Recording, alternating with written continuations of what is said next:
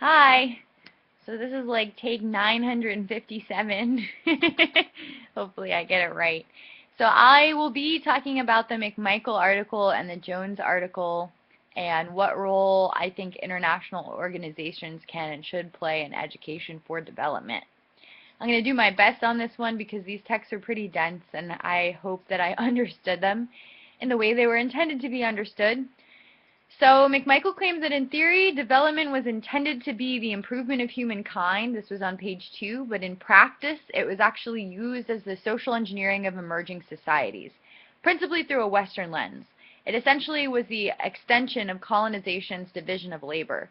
He argues that organizations such as the UN with formal educational programs were still framed after a Eurocentric model and still catered to Western ideas. So McMichael argues that these institutions just reiterated and supported the idea of the arbitrary nation state and gave politicians in these nation states political leverage. He argued that development wasn't a goal, it's a method of rule.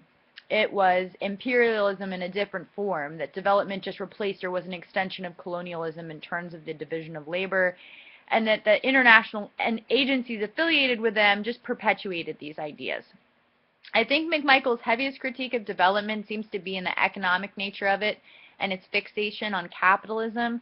As he said on page 24, the economic criteria for development have normative assumptions that often marginalize other criteria for evaluating living standards relating to the quality of human interactions, physical and spiritual health, and so forth. The emphasis on converting human interactions into measurable and taxable cash relations discount the social wealth of non-monetary activities. He expounded on an example of how development and exposure to Western ideas dismantled a community in India, that when they introduced tourism, capitalism, and he specifically mentions a formal Western education, that it essentially dismantled their cultural identity, and that the educational portion was just used as a tool to reinforce Westernization, like we just talked about. In juxtaposition to this, the UNICEF article talks about how UNICEF had schizophrenic goals, that they were torn between remaining an organization that provided only acute humanitarian relief and one that provided education.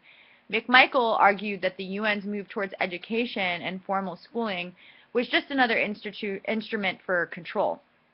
So with all that in mind, what role do I think international organizations should have, specifically in regard to education?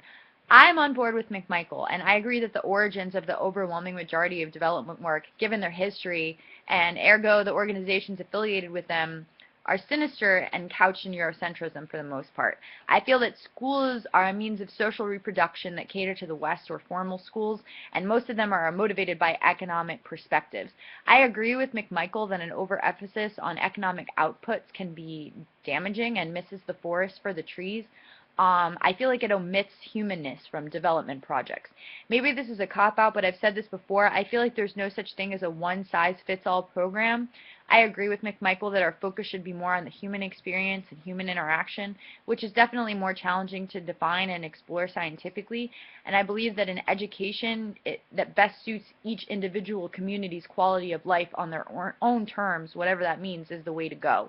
UNICEF actually seemed to address this at some point with their community-based programs, but I read that there was friction with those programs. So I know this isn't prescriptive and structured, and it's an idealistic, and it's kind of esoteric because I don't give explicit definitions, but I think my point is just it's important to focus on context and the sociocultural narrative rather than on economic output, as it seems we've done historically, and that it's important to embrace that the Western way is not necessarily the correct way or the only way of doing things, and oftentimes that train of thought can be oppressive.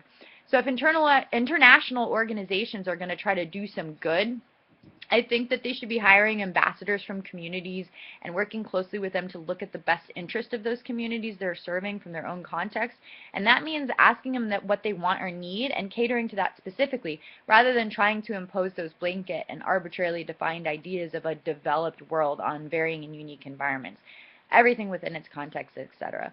This was a hard question. I hope I gave a substantial answer. Thank you, guys.